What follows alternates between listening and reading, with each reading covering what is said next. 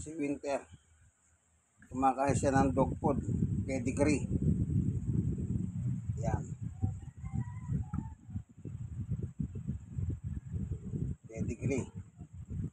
Ito naman si Summer tapos na kumain. At ay balon-balunan ng manok. Yan.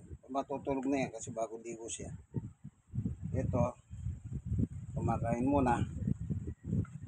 At matutulog din ito mamaya kasi bago ligo sila eh. Pedigree naman tinitira niya.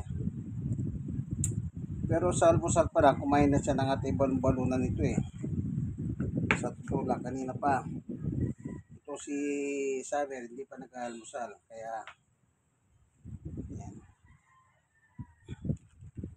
Ito yung tira ni Summer ni Winter kanina sa almusal.